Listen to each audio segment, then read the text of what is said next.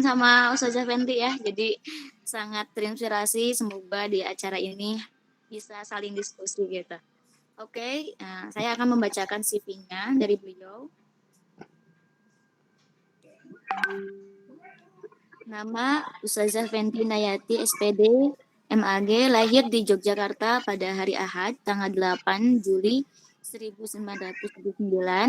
Pada jenjang S1 tahun 2003 menjadi lulusan terbaik cum laude ya di STI Al-Musadadiyah.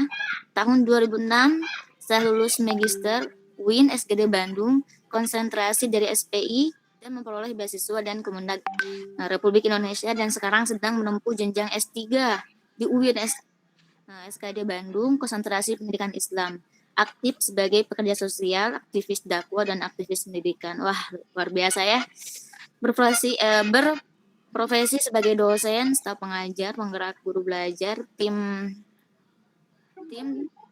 researcher, teacher, community, trainer, dan sebagai instruktur K13 tingkat kabupaten dan provinsi, serta mendapatkan penghargaan dari Bupati sebagai instruktur terbaik jenjang SMP dan Bupati Garut tahun 2017. Tahun 2018 didaulat sebagai guru berprestasi tingkat nasional dan penghargaan studi ke Jepang.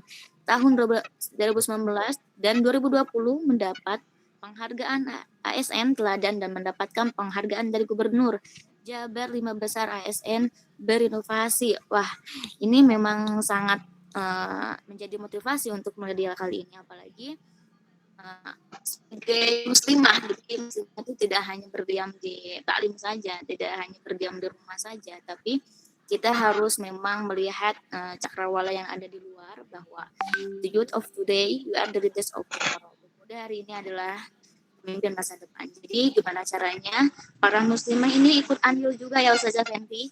Jadi untuk itu kita memang perlu strategi, perlu dibimbing karakter buildingnya, perlu dibimbing leadershipnya oleh beliau dalam tema menjaga muslimah dan Islam terjaga gitu ya. Untuk Ustazah Fenty, kepadanya kami persilahkan tafadhol masykur. Semoga teman-teman semua dapat menyimak dan baik, dan nanti ada sesi diskusi. Terima kasih. Terima kasih kepada mahasiswi dan ada mahasiswa ya, Ketua BEM, terutama kepada Fauki ya, yang sudah memberikan kesempatan untuk beramal soleh ya dalam kesempatan kali ini, dan terima kasih kepada moderator ya, Neng Erna Erlina, jazakillah khair, sudah memberikan kesempatan waktunya. Tapi sebelumnya Ibu juga mohon maaf ya, karena dalam kesempatan sekarang itu agendanya sangat padat merayap gitu ya, sehingga mohon maaf apabila dalam kajian ini persiapan materinya tidak dipersiapkan dengan baik, sehingga mungkin mohon maaf kalau nanti ada banyak hal yang kurang. Dan insya Allah ya, ini pun temanya saya bismillah saja ya, tidak ditanyakan dulu ini maksudnya kemana. Yang penting dalam pemikiran saya secara singkat bahwa ketika seorang muslimah mampu menjaga, otomatis Islam pun akan terjaga. Nah, izinkan saya untuk share screen dulu ya dari PowerPoint yang sudah disusun.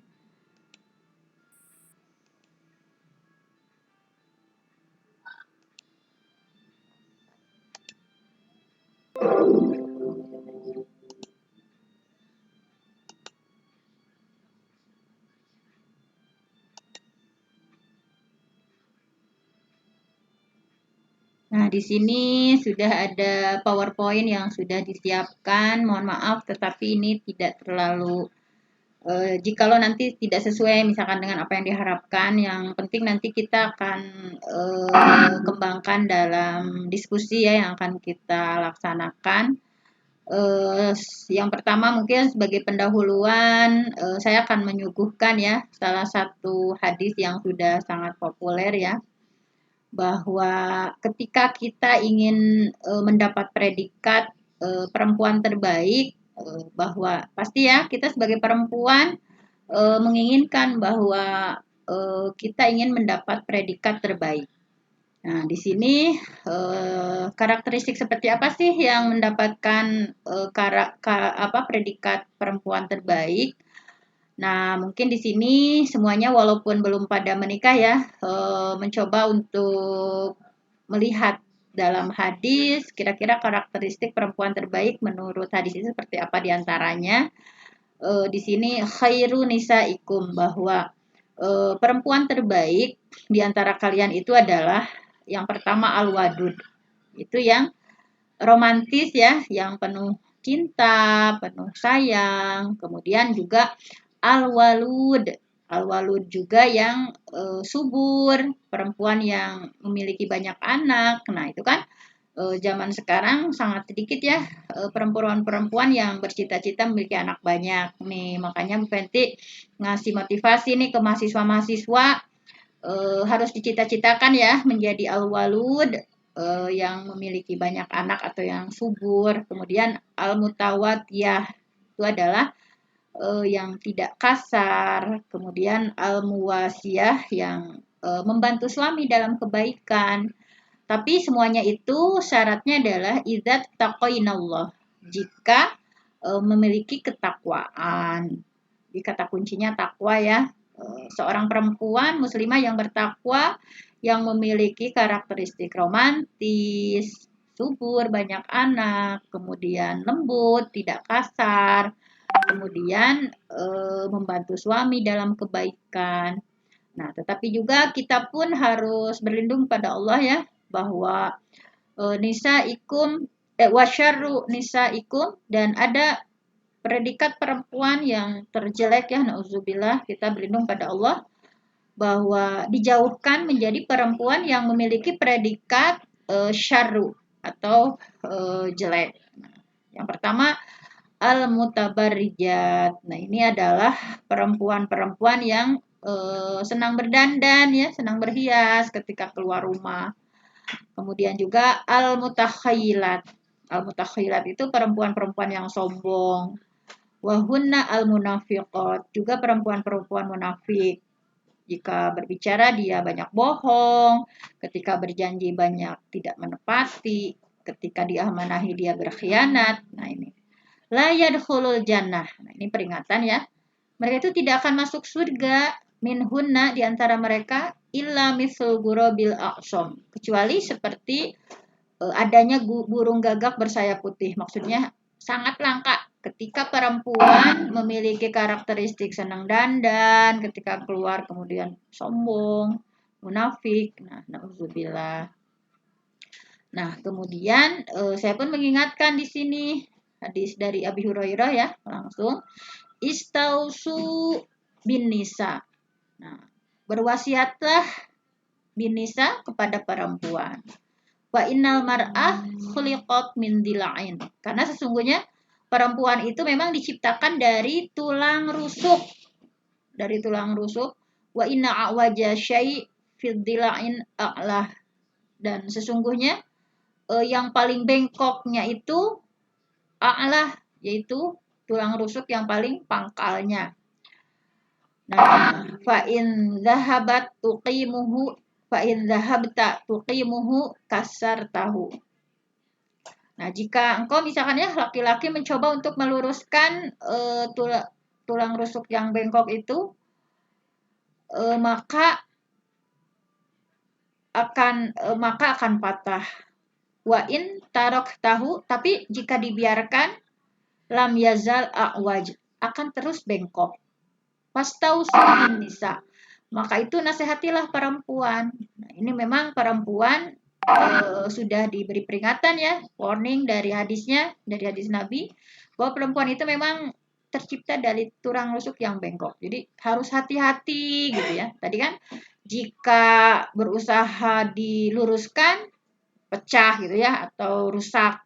Tapi jika dibiarkan akan terus bengkok. Nah, makanya kita nih bagus sekali nih kajian perempuan ya, kajian muslimah, bahwa alhamdulillah dalam kajian muslimah di sini kita semua sebagai perempuan berusaha ya untuk meluruskan diri supaya tidak bengkok seperti yang digambarkan dalam hadis ini. Nah, sebelum bagaimana sih seorang muslimah harus menjaga dirinya, kita lihat dulu ya bagaimana kedudukan wanita dalam Islam. Ini juga ada kata mutiara yang saya sangat tertarik dengan mutiara ini. Al-mar'ah aimadul bilad.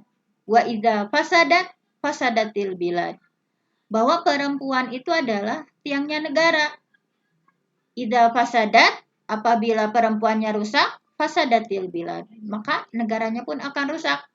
Bayangkan saja ketika seorang perempuan rusak, bagaimana nasib anaknya di rumah, tidak mendapatkan pendidikan yang baik, kemudian akan di masyarakat pun ya, bagaimana seandainya perempuan-perempuan tidak baik atau tidak mendidik anak-anaknya, maka akan rusak masyarakat tersebut dan otomatis negaranya pun akan rusak. Nah, makanya kita sebagai perempuan itu harus menyadari bahwa kita itu adalah tiangnya negara. Tiangnya negara, kalau laki-laki rusak itu hanya untuk seorang saja dia rusak. Tapi kalau perempuan yang rusak, maka taruhannya adalah keluarganya, masyarakat sekitarnya, bahkan negaranya. Nah, kemudian bagaimana sih Islam mendudukan perempuan? Islam itu sangat menghormati perempuan. Bahwa subhanallah ya, Islam sangat menjunjung tinggi, mengangkat martabat. Kalau dulu misalkan di zaman jahiliyah, perempuan itu dikubur hidup-hidup. Mereka seolah-olah marah gitu ya kalau terlahir anak perempuan. Kemudian juga ada yang menganggap perempuan itu seperti barang dagangan, bisa diperjualbelikan. Kemudian ada yang menganggap perempuan itu jelmaan setan, banyak sekali ya. Tetapi subhanallah Islam sudah mengangkat derajat perempuan. Masa iya misalkan sekarang kita udah diangkat derajat nih sama Allah, tapi kita menurunkan martabat sendiri. Nah, makanya mesti seperti apa sih muslimah menjaga, nanti Islam akan terjaga. Nah, kemudian juga ini nih ada bonus dari Allah. Ketika seorang muslim tadi ya menjaga, teguh, taat, maka Allah sudah menyediakan nih hayatan thayyibah, kehidupan yang baik.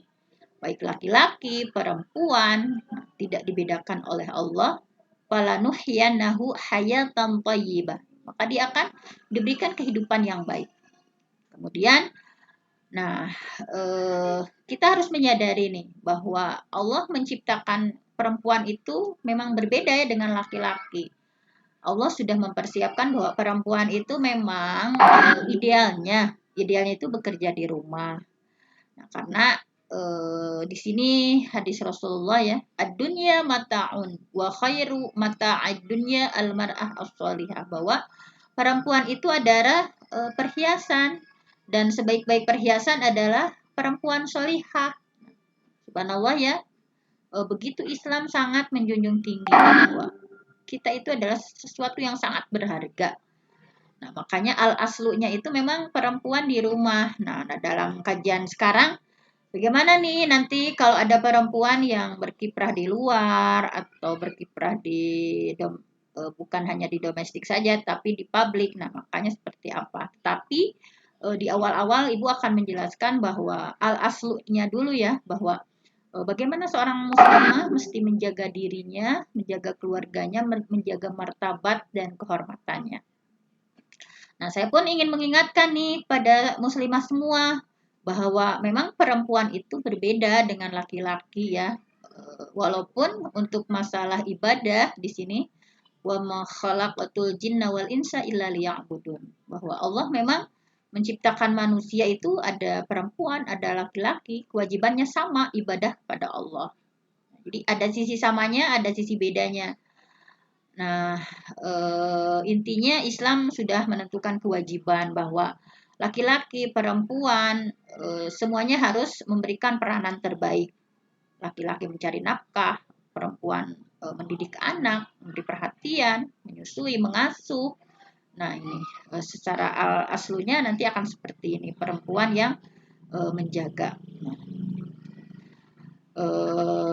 Nah, tetapi ada sisi perbedaannya ya. Nah, makanya kenapa Islam lebih senang atau lebih ideal jika perempuan itu berada di rumah. Karena walaisa zakaru kal unsa, bahwa laki-laki itu tidak sama dengan perempuan. Nah, tadi sehingga ada kekhususan-kekhususan tersendiri ya dalam hukum syara baik laki-laki dan perempuan. Nah, ada kekhususan tersendiri. Ada keistimewaannya, berbagai halnya seperti ini. Seperti laki-laki mendapatkan 2 kali lipat nih bagian perempuan dalam hal waris. Kemudian hal-hal lain gitu ya, ada keistimewaan-keistimewaannya. Dan Islam telah memuliakan perempuan, memerintahkan perempuan untuk tetap tinggal di rumah, merawat suami, merawat anak. Nah, sehingga saat itu pun ada sahabiah yang protes ya pada Rasulullah, Ummu Salamah radhiyallahu anha. Ya Rasul, kenapa sih laki-laki bisa pergi ke medan perang, berjihad, sementara kami perempuan enggak? Dan kami pun hanya mendapatkan waris setengah bagian dari laki-laki. Nah, maka Allah menurunkan surat An-Nisa bahwa kita nggak boleh iri terhadap apa yang Allah sudah karuniakan. Oleh karena itu, kita imani ya takdir kita bahwa laki-laki dan perempuan memang berbeda. Tetapi yakin bahwa ada hikmah besar, Allah lebih tahu. Jadi nanti kenapa sih perempuan idealnya di rumah misalkan, dan ketika mau berkarir pun ada syarat-syarat yang harus dijaga dengan ketat gitu ya. Nah, yang pertama, mari menjaga seperti apa sih? Apa sih yang harus dijaga oleh perempuan? Nah, yang pertama adalah menjaga kehormatan dengan berhijab. Ini ya yang paling pertama. Apa sih sebagai muslimah apa yang harus kita jaga? Yang pertama adalah menjaga kehormatan. Dengan cara apa? Yang pertama dengan cara berhijab. Jadi berhijab adalah kewajiban yang memang harus dilaksanakan oleh setiap muslimah ya. Dan hijab ini adalah salah satu bentuk Islam memuliakan. Salah satu syariat yang bukti bahwa Islam memuliakan perempuan. Dengan bahwa perempuan harus menutupi ya seluruh tubuhnya kecuali wajah dan telapak tangan. Yang paling terkenal ya, wala yubdina zinatahunna. Jangan menampakkan perhiasan. Jadi bagaimana seorang perempuan mesti menjaga dirinya dalam hal kehormatan, terutama dalam berbusana. Yang pertama tentunya menutupi seluruh tubuh, kecuali wajah dan telapak tangan. Kemudian syarat yang kedua adalah bukan memakai pakaian untuk berhias diri. Bahwa seperti orang jahiliyah ya, di sini wala tabarrujna tabarrujal jahiliyah. Kita itu misalkan memakai pakaian yang misalkan lekukannya masih terlihat, kemudian ya intinya tabarruj lah, menampakkan kecantikan kalau menurut Abu Ubaidah, bahwa tabarruj itu kalau menurut Az-Zujaj menampakkan perhiasan dan setiap hal yang bisa mendorong laki-laki terbangun syahwatnya ya. Ini harus hati-hati nih perempuan. Kemudian yang ketiga adalah nih muslimah ya, para mahasiswi longgar, tidak ketat, tidak tipis, pokoknya yang enggak ada lekukannya. Kemudian yang keempat adalah tidak memakai wangi-wangian atau parfum. Karena ada hadisnya ya. Ayyuma mra'atin istaqtarat famarrat ala qaumin liyajidu min rihiha fahiya zaniyah. Perempuan pakai wangi-wangian, kemudian dia melewati sekumpulan laki-laki dan laki-laki itu mencium bau harum yang kita pakai, nauzubillah yang dia pakai, maka perempuan tersebut adalah zaniyah, pelacur. Nauzubillah ya. Jadi jangan sampai tergoda nih mahasiswi, misalkan nggak percaya diri nih kalau saya nggak pakai wangian, misalkan. Percaya diri saja ya, Bu Fenty juga nggak pernah pakai wangi-wangian. Yang penting kita menjaga kebersihan. Kemudian syarat yang selanjutnya adalah tidak menyerupai pakaian pria atau non-muslim ya. Karena ada hadisnya nih. Al-mukhannatsin minar rijal wal mutarajjilat minan nisa. Jadi Allah mengutuk gitu ya perempuan yang pakaiannya menyerupai laki-laki atau sebaliknya dia nih perempuan tapi memakai pakaian yang menyerupai laki-laki. Man tasyabbaha biqaumin fahuwa minhum. Barang siapa yang menyerupai suatu kaum maka dia termasuk di dalamnya. Kemudian intinya sudah ya tentang hijab syar'i. Ini adalah contoh dari sahabiah. Ini, nah intinya adalah kenapa sih kita ada syariat harus menjaga hijab kita ya kehormatan kita dengan berhijab syar'i. Keutamanya adalah yang pertama bisa menjaga kehormatan. Yang kedua juga bisa membersihkan hati. Kemudian melahirkan akhlak yang mulia. Juga tanda bahwa kita perempuan suci, ini adalah tanda kesucian. Juga menjaga rasa malu, nih rasa malu yang harus harus dijaga oleh seorang muslimah. Kemudian mencegah dari keinginan hasrat syaitoniyah. Kemudian menjaga ghirah. Nah, selanjutnya yang kedua adalah apa sih yang harus dijaga perempuan? Nah, ini harus betah di rumah ya. Waqarna fi buyutikunna. Al-aslunya itu kita harus berada di rumah. Bahwa Islam itu memuliakan perempuan dengan memerintahkan tetap tinggal di rumah. Nah, ini. Oleh karena itu ya, Allah membebaskan nih untuk perempuan kewajiban. Misalkan untuk sholat Jumat tidak ada kewajiban. Sholat berjamaah, nah lebih utama di rumah kan ya. Kemudian untuk beribadah haji juga harus ada mahram yang menyertainya. Kemudian tidak berkewajiban berjihad, nah itu perempuan. Ini bentuk Allah menghormati, memuliakan perempuan. Nah, sedangkan misalkan nanti nih ada di akhir Bu Penti sesinya bahwa bagaimana nih kita yang perempuan seperti Bu Penti juga ya yang karir misalkan atau bukan hanya domestik saja ya tetapi berkiprah di publik. Sahabiah juga banyak ya, istri Nabi juga ada misalkan mesti seperti apa misalkan. Nah,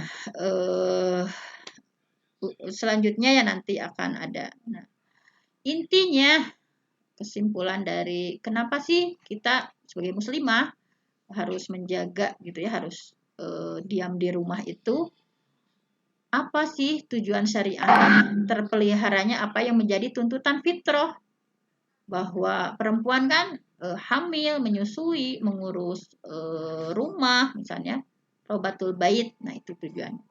Terpelihara tujuan syariah bahwa masyarakat Islami adalah masyarakat yang tidak bercampur baur. Nah, nanti kaum perempuan harus memiliki komunitas khusus. Ya, misalkan ini di rumah.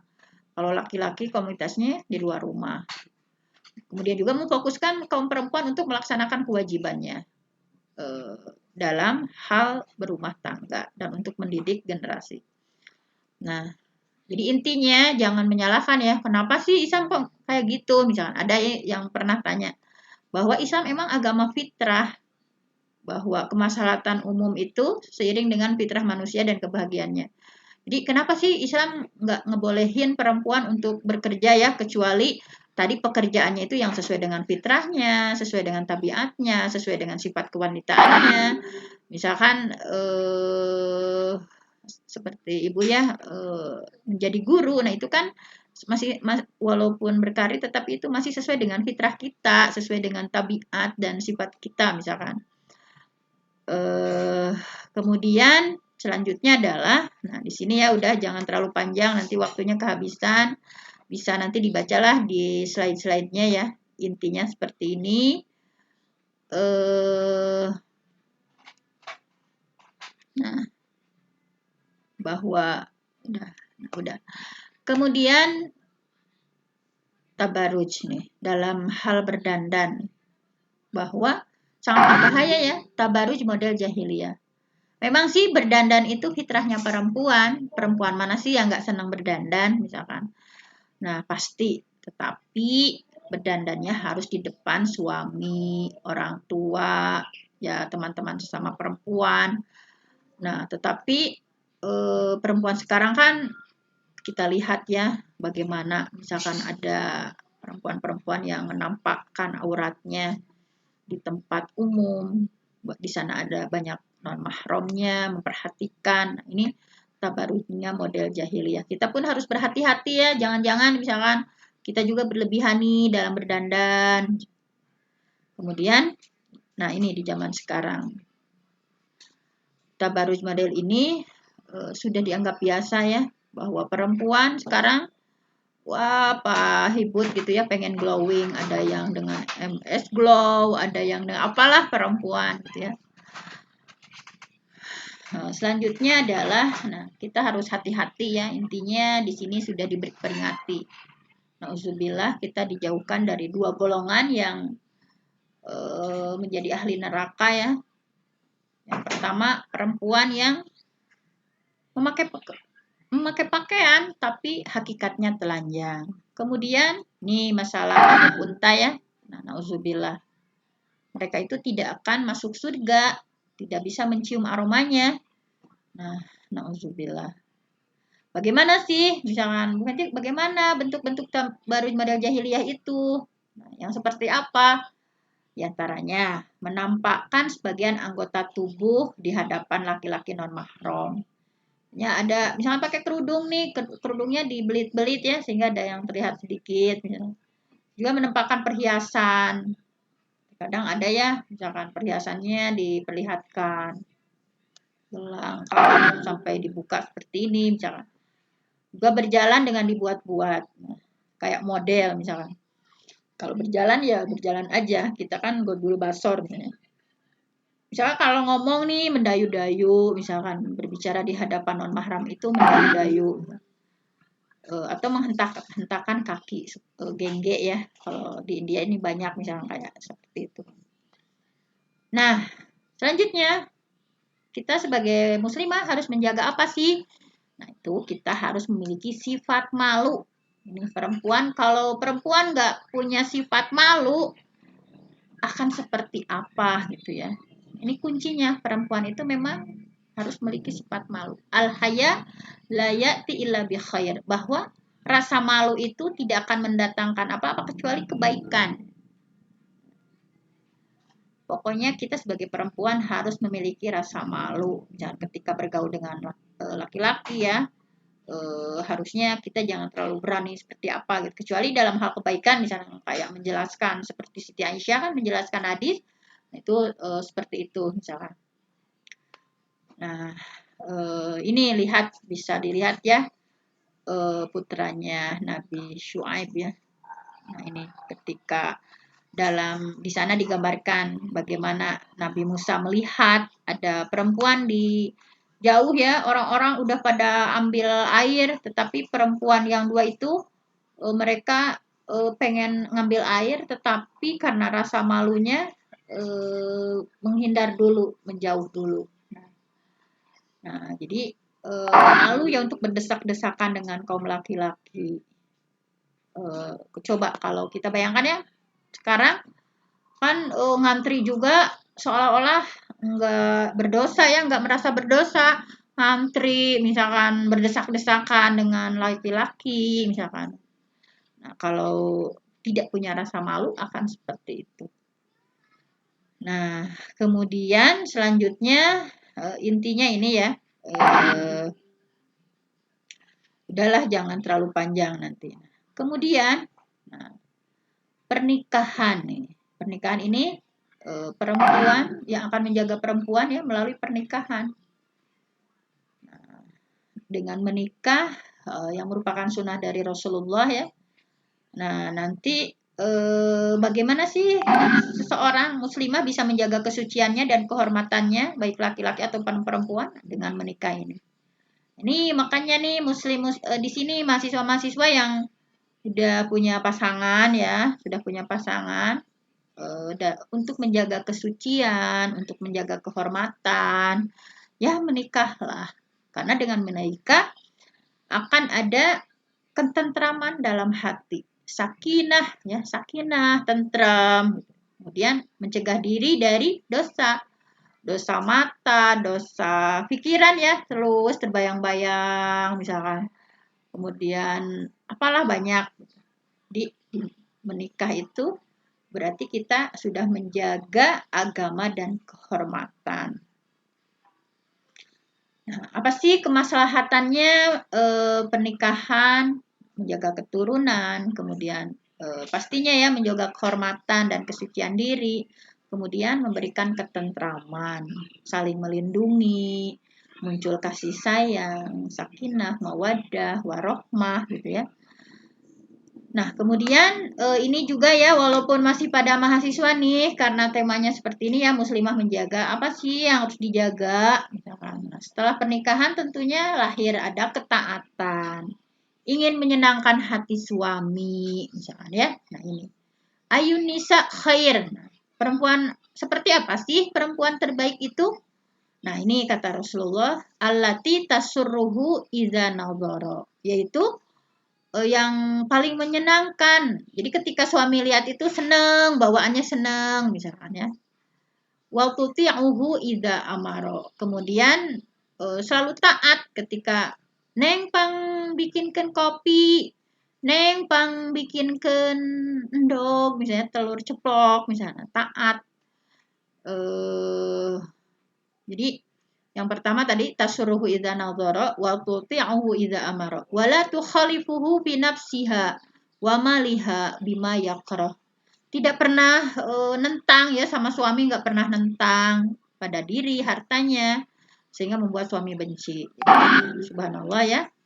Nah, ini nanti siap-siap nih para mahasiswa udah di planning dari sekarang. Bagaimana sih caranya supaya suami saya senang ketika melihat saya?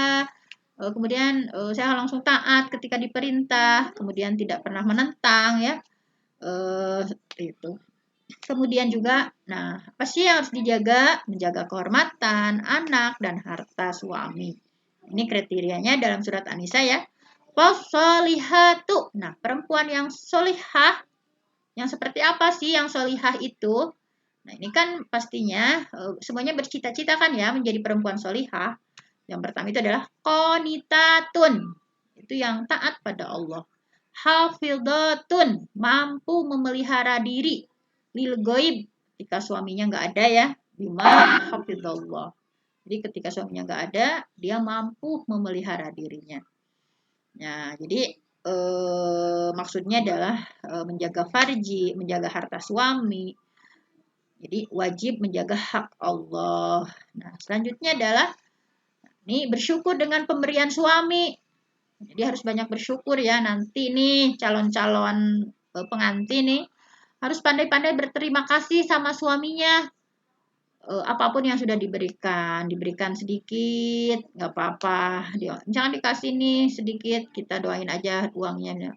Allahumma barik fi mali, misalkan ya Allah berkahilah harta yang dari suami saya kasih, misalnya.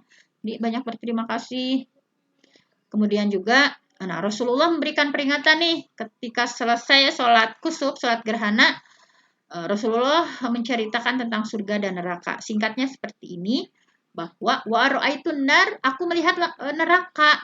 Falam arok kal yauman doron kot. Aku tidak pernah gitu ya melihatnya kecuali hari ini saja.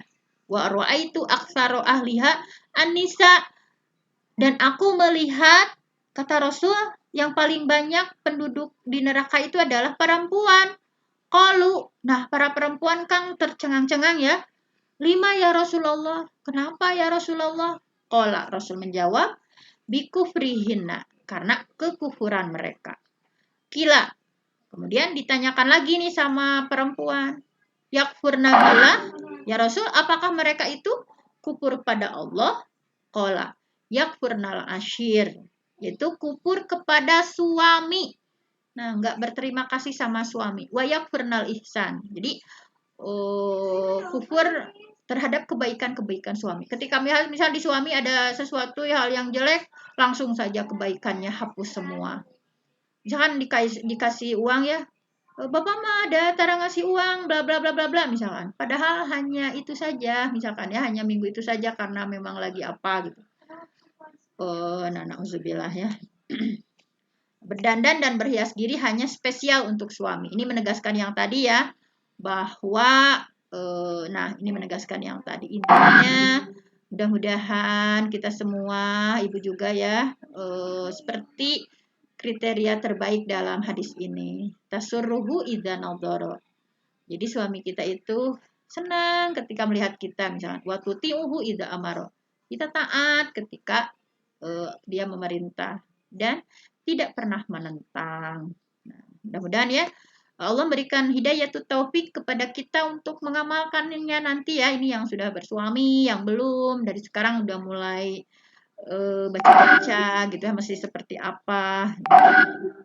Nah, kemudian bagaimana sih ketika perempuan berkarir? Boleh nggak sih? Boleh ya. Tapi walaupun boleh, ini syarat-syaratnya sangat ketat nih. Yang pertama adalah terpaksa darurat dari sisi urgennya. Penting nggak sih misalkan? Kalau perempuan harus terpaksa ya bekerja di luar rumah misalkan karena misalkan kondisi suami misalkan yang secara perekonomian misalkan belum memenuhi misalkan putranya banyak tetapi misalkan penghasilannya seperti ini tidak cukup misalkan kita sebagai perempuan turun tangan misalnya untuk membantu misalkan perekonomian misalkan syaratnya apa sih? Nah, ini dapat izin dari wali. Kalau kalian mungkin dari ayah ya. Nih mahasiswa nih aktif kesana kesini. Dapat izin nggak dari ayahnya? Nah, kalau yang udah suami, dapat izin nggak dari suaminya? Misalkan. Pastinya pekerjaannya yang halal ya. Seperti sebagai guru, sebagai perawat khusus untuk merawat perempuan misalnya. Alhamdulillah kalau Bu Fenty ditekankan nih dari anak pertama sampai akhir semuanya dicita-cita ya Allah mudah-mudahan keenam-enamnya menjadi guru semua gitu ya. Tidak terfikir untuk menjadi apa-apalah yang penting yang aman gitu apalagi perempuan ya dia harus menjaga putra-putrinya. Nah, kemudian tidak bercampur baur dengan kaum laki-laki atau melakukan khalwat dengan laki-laki yang bukan mahram. La yakhluwanna rajulun bi imratin ya fa inna salisuhuma asyaiton. Jadi jangan pernah misalkan dalam pekerjaan itu direktur sama sekretaris misalnya karena ketiganya setan. Dia tidak memakai parfum. Tapi ini ya yang menyengat hidung misalkan yang bisa membangkitkan birahi misalkan kalau kalian deodoran misalkan hanya di ini ya deodoran secukupnya mungkin ini karena tidak itu ya nggak apa-apa ini ya udah tadilah kemudian tidak berlaku tabarruj dan menampakkan perhiasan yang bisa mengundang fitnah. Nah menurut Syekh Al-Maududi diperjelas lagi ya, menampakkan keelokan wajah misalkan kita wajah misalkan ya memperlihatkan ingin dibilang apa misalkan dan bagian-bagian tubuh yang membangkitkan birahimnya kan banyak sekarang ya kalau di umum itu seperti itu misalkan dengan BH yang diperbesar misalnya kayak ini seperti ini memamerkan pakaian perhiasan yang indah memamerkan diri berjalan ini utak-getak gitu ya seperti ini misalkan. Nah, intinya hukum tabarruj itu adalah haram. Udah ini. Nah, ini contoh-contoh yang harus kita teladani nih sebagai muslimah Khadijah binti Khuwailid. Subhanallah ya. Istri yang Rasulullah selalu mengenangnya sampai-sampai Siti Aisyah sering cemburu ya. Aisyah pernah seperti Khadijah, wahai Rasul, kenapa selalu mengingat Khadijah? Padahal Allah sudah menggantikan yang lebih baik dari dia. Tapi kata Rasul, demi Allah, tidak pernah tergantikan ya. Tidak seperti itu. Jadi Allah belum memberikan yang lebih baik dari Khadijah. Beliau sering mencit dombanya dibagikan ke sahabat Khadijah. Misalnya. Sering Siti Aisyah cemburu misalnya. Nah ini nggak usah dibaca semuanya ya, udah pada tahu lah ya. Sudah, misalnya kita ingin menjadi perempuan kriteria yang seperti apa sih, misalnya eh nah ini Aisyah, istri yang paling dicintai Nabi gitu ya. Nah ini kemudian itu yang paling paham fikih, kedokteran dan lain sebagainya. Nah inilah bisa dibaca, misalkan Zainab senang sedekah nih, misalkan Ummul Masakin ya, Ummu Salamah, nah, selalu ngasih solusi. Zainab pekerja ya, wanita pekerja. Nah ini juga ada ya, wanita pekerja dan sangat dermawan misalkan. Juwairiyah, nah ini yang sangat zikirnya kuat, ibadahnya kuat. Misalnya. Ummu Habibah, nah, ini apa sih keistimewaannya dalam mempertahankan agamanya ya. Kemudian ada Sofia, nah ini ada Maimunah, nah ini menyampaikan juga ya, berarti dia kayak ngajar gitu, berarti berikan hadis, nasihat misalkan. Kemudian banyak lagi ya, ya sudah seperti itu yang bisa Bu Fenty sampaikan. Mudah-mudahan ada manfaatnya, khususnya untuk saya dan umumnya untuk kita semua. Ya, jadi sekarang sesinya tanya jawab. Alhamdulillah. Boleh. Ya. Oke, buat teman-teman semua, yang ingin bertanya mengenai akhwat yang terjaga, terus Islam yang terjaga juga, boleh silahkan kepada Ustazah Fenty untuk diskusi sekarang. Tapi sangat menarik ya Ustazah ketika tadi Erna dengarkan bahwa perempuan itu apa ya, fitrahnya berdandan, cuman memang harus dibatasin. Yang dibatasin di sini seperti apa Ustazah? Jadi apakah memang sudah aja kita nggak pakai blow up atau dan lain sebagainya, takutnya nanti tidak menjaga fitrahnya sebagai perempuan, takutnya salah pemahaman ke sana. Terus tadi juga bahwa perempuan itu lebih bagus untuk di rumah, dan itu memang benar banget, perempuan harus di rumah. Tapi dengan zamannya sekarang, bahwa perempuan itu banyak, hampir setara karirnya sama Ikhwan gitu saja. Apalagi berkumpul dengan ustazah, entah itu dari bidangnya organisasi atau lain sebagainya. Apa batasan-batasannya seperti apa? Nah, nanti boleh teman-teman semua ditanya langsung ya kepada ustazah. Waktunya 10 menit. Silahkan untuk penanya. Tafadhol untuk para peserta.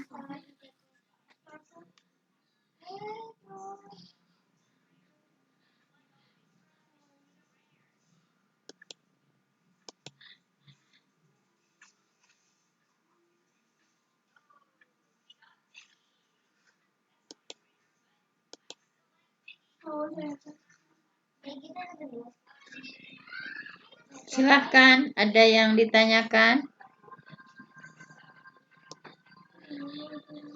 Silahkan.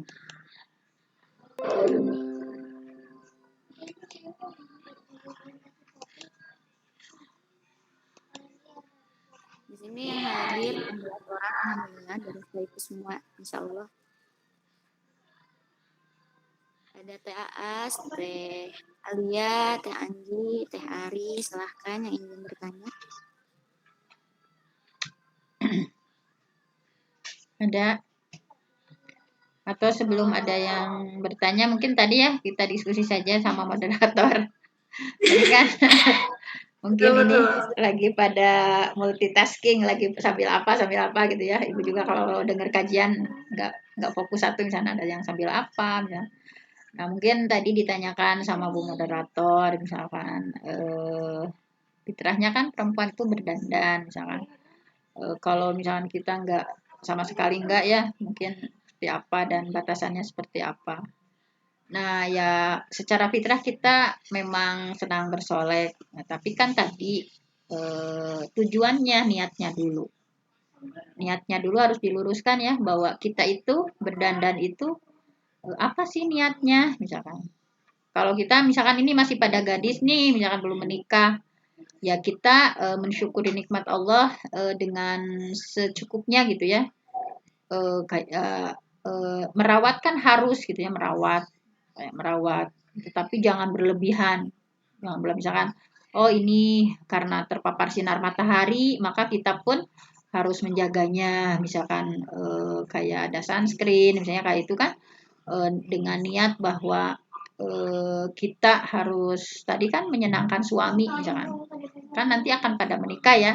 Tapi kan kalau tadi berdandan di hadapan suami mau semenor apapun kan itu boleh kan. Kalau niatnya saya nih di rumah misalkan supaya suami seneng ngelihat terus gitu, dia tidak melirik perempuan lain di luar misalkan, ya kita berdandan misalkan. Jadi niatnya memang untuk membahagiakan suami, ini yang sudah bersuami. Kalau yang belum mungkin, nah nanti seandainya saya tidak berdandan mungkin dengan paparan matahari bisa merusak. Dalam IPA kan ada ya, ketika seperti ini maka seperti ini, maka diniatkan saja misalkan bahwa perawatan yang kita lakukan, dandan yang kita lakukan itu ya untuk sekedar secukupnya ya, untuk supaya tidak rusak. Kita bersyukur pada Allah, jangan sudah diberikan karunia dengan wajah kulit yang seperti ini, nah itu dijaga misalkan dengan tujuan nanti gitu ya, untuk suatu nanti misalkan insya Allah untuk membahagiakan suami tercinta gitu ya, calon suami nanti. Tapi jadi bukan tujuannya, kan ada perempuan-perempuan yang pengen terlihat cantik misalnya, misalkan keluar dengan lipstik yang merah merona, misalkan kemudian ya alis yang ya seperti itu kan, itu akan berbeda. Misalkan kita sendiri pun sebagai perempuan bisa membedakan kan, mana sih perempuan yang berdandan misalkan berlebih pada tadi tabaruj, seperti tabaruj al-jahiliyah itu yang seperti apa. Kalau hanya sekedar untuk bedak, tuh sunscreen untuk itu yang secukupnya gitu ya. Nah, itu dibolehkan. Tadi yang niatnya, pokoknya niatnya untuk apa sih? Oh, kita untuk mencari ridho Allah, kita akan mempersiapkan diri, kita akan nanti suatu saat ya akan dipinang oleh calon suami kita, oh merawat secukupnya saja. Seperti itu. Bismillah karena Allah, bukan untuk dilihat orang lain. Misalkan, abi dandan ya badai ke kampus, sekolah diterapkan, misalkan tidak seperti itu ya. Kemudian tadi misalkan kayak bekerja ya, kayak bekerja tadi kan kata kuncinya adalah pilih. Tentunya ada izin dulu kan, tadi ada izin dulu. Kemudian pilih pekerjaan yang tidak banyak madorotnya ya. Kalau untuk perempuan, kalau saya pikir itu mengajar saja ya, menjadi guru atau dosen. Saya selalu menanamkan pada anak-anak saya, murid-murid saya, untuk perempuan itu nggak usah misalkan kita ingin di bank, misalnya kerja di kantor, misalkan kecuali misalkan di kantornya yang bagian apa yang memang bisa terjaga, kayak bagian administrasi yang fokusnya hanya untuk mengurus itu ya, tidak terlalu banyak berinteraksi dengan kaum laki-laki. Dan tadi kan syarat-syaratnya udah banyak ya, tentunya misalkan kita pun jangan. Nah, sekarang para akhwat gitu ya, para aktivis yang tidak bisa terhindar dari laki-laki dan perempuan. Tapi alhamdulillah sih kalau di Persis tidak seperti di luar sana ya. Kita kan di Persis sudah ada organisasi-organisasi yang terpisah ya, kayak Persis, Persistri, Hima, Himi, Pemuda, Pemudi, IPP, IPPI, misalkan ini juga di BEM, alhamdulillah ya ada keperempuanan, nah itu tolong dijaga gitu. Jadi jangan sampai karena program ingin berjalan, misalkan ya tadi masalah khalwat diminimalisir gitu ya. Jangan sampai kita udah tahu nih secara aturan syar'inya, tetapi sama sekali tidak ada ikhtiar untuk menjaga. Misalnya. Ibu juga ya dulu di kampus memang perempuannya di awal memang hanya ibu saja perempuan, misalnya, semuanya laki-laki. Tetapi kan alhamdulillah ada suami gitu ya, ada suami yang sama gitu, berarti ketika rapat-rapat itu ya aman gitu ya, ada mahram yang di sekitar kita misalnya, alhamdulillah itu salah satu bentuk ikhtiar.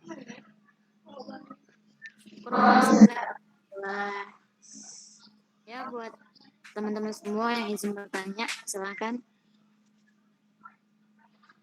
Jadi sebenarnya mah boleh ya Ustazah, jadi kita berkumpul, kita berkarir, kita bersolek, tapi punya batasan-batasannya tertentu di sana. Ya, punya batasan tertentu.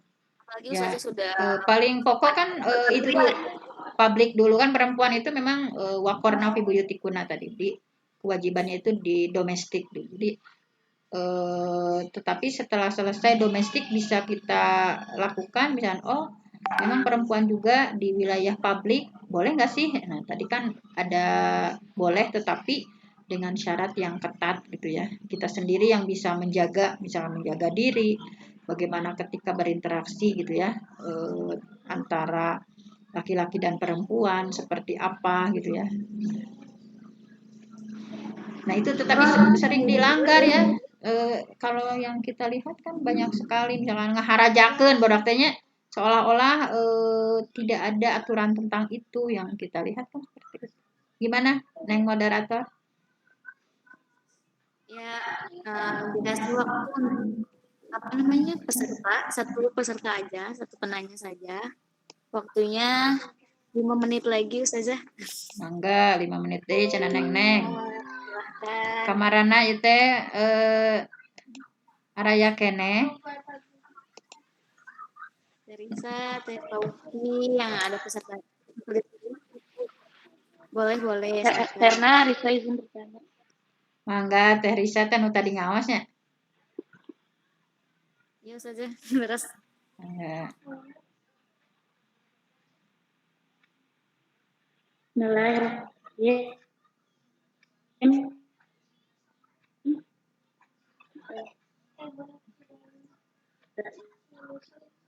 Teh Risa teka dangu. Ya. Saya ingin bertanya mengenai karena kan tadi sudah dijelaskan bahwasanya seorang muslimah itu kadangmu suaranya.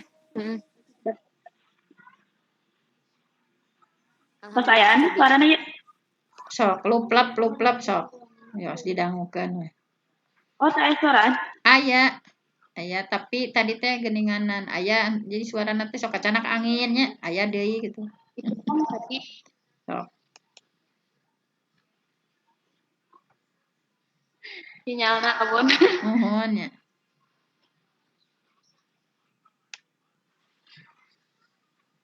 Itu kan tadi dijelaskan bahwa seorang muslimah itu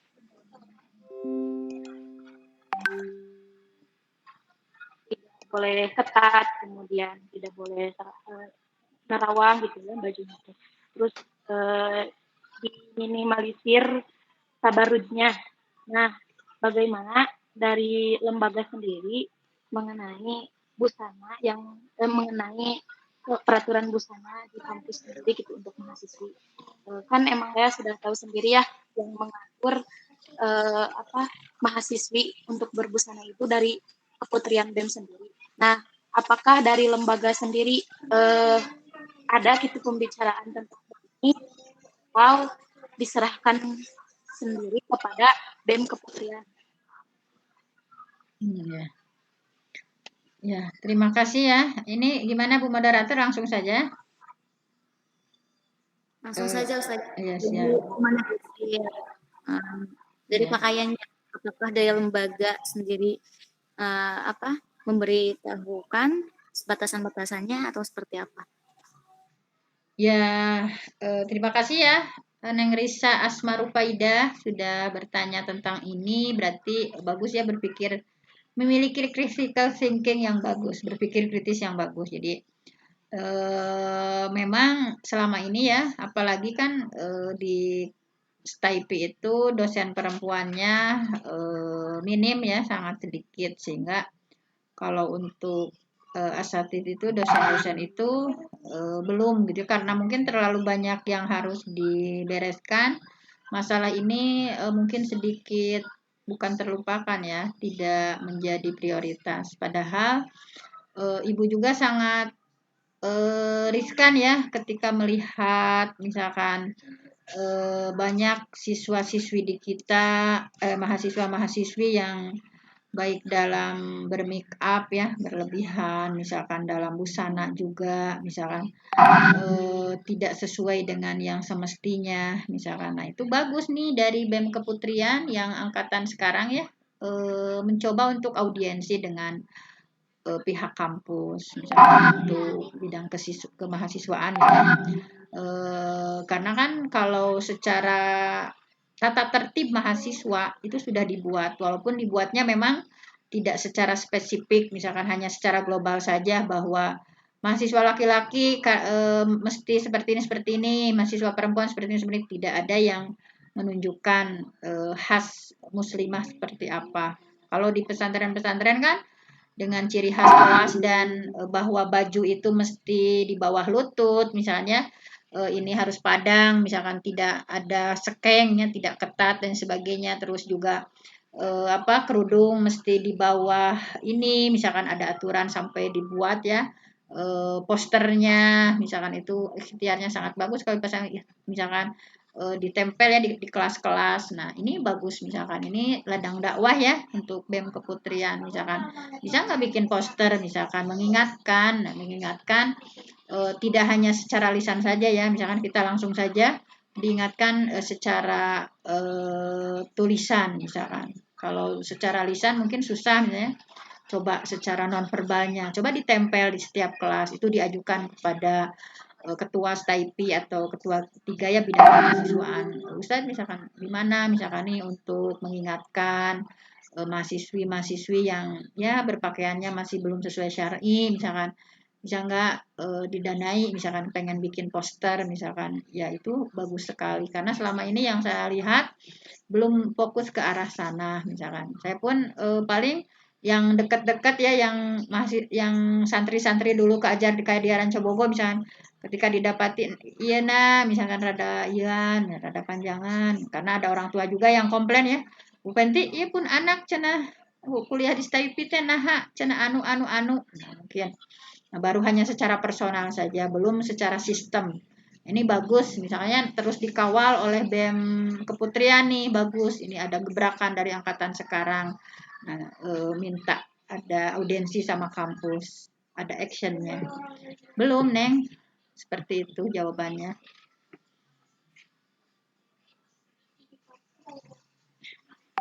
Terima kasih Ibu. Kemudian membuat poster-poster mengenai siswi. Sebetulnya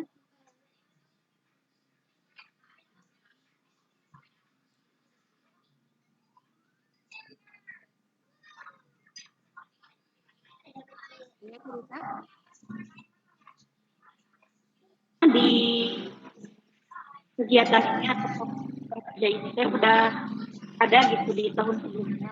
Tapi katanya dari Keputrian tahunnya, nanya Ibu mau buat biasa kawasan. Ya. Siap. Ya, bisa. Sudah tadi saya.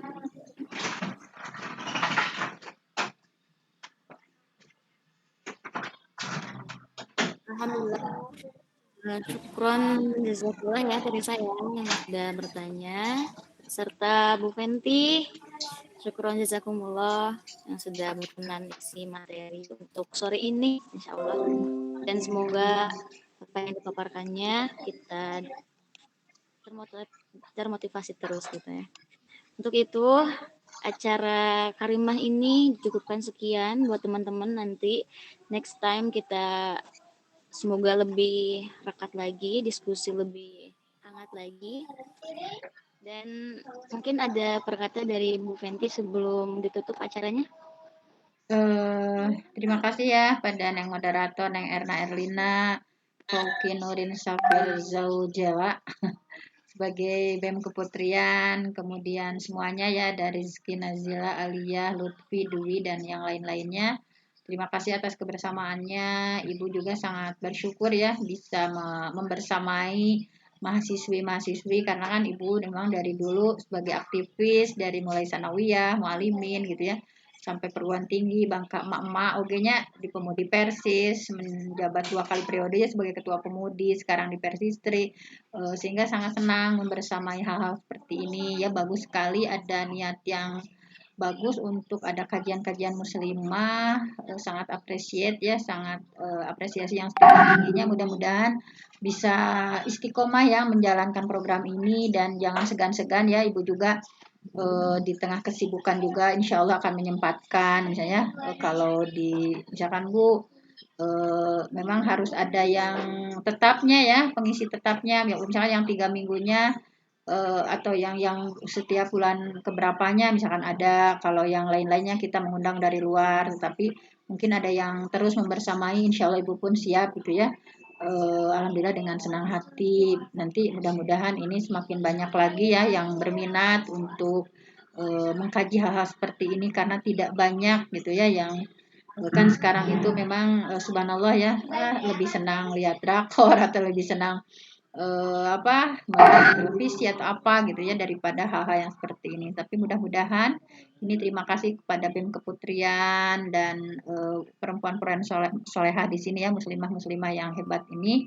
Ibu sangat mengapresiasi, dan insya Allah Ibu pun tadi ya sekali lagi bersedia gitu untuk membersamai kapanpun, misalnya Bu Penti misalnya periogi anu mangga dengan terbuka misalnya di sela-sela, padahal sekarang itu sangat padat dan banyak deadline yang harus besok gitu ya, tetapi alhamdulillah lah bisa menyempatkan diri gitu, karena ini kan aset yang luar biasa. Berarti saya bisa apa ya, ini sebagai pisur galente ageng gitunya di usia-usia seperti ini. Maka berbeda dengan ketika Bu Penti mengaji di masjid, nenek-nenek wungkul gitu ya, hanya satu arah ngadangkeun gitu misalkan. Tapi alhamdulillah, nah di sini mudah-mudahan semakin maju BEM ini ya, semakin giat lagi untuk kajian-kajian yang bersifat kewanitaan seperti ini. Akhir kata, mohon maaf yang sebesar-besarnya ya, banyak sekali kekurangan dari yang Ibu sampaikan, dan mohon maaf apabila tidak sesuai dengan ekspektasi, maunya kemana, Ibu kemana misalkan, karena memang tidak ada penjelasan pengen seperti apa sih ini kajiannya, misal. Hanya itu saja yang bisa disampaikan. Aku qouli hadza wa astaghfirullah li wa lakum. Wassalamualaikum warahmatullahi wabarakatuh. Waalaikumsalam. Waalaikumsalam Mbak, warahmatullahi terima kasih selalu, dan wabarakatuh. Dan kasirannya bungu. syukur juga telah kepada seluruh peserta. Kami aturkan terima kasih yang sudah bergabung di acara Karimah ini. Mohon maaf atas kata-kata yang kurang berkenan dan banyak kesalahan dari apapun. Saya Ernatina, izin undur diri. Assalamualaikum warahmatullahi wabarakatuh. Waalaikumsalam warahmatullahi wabarakatuh.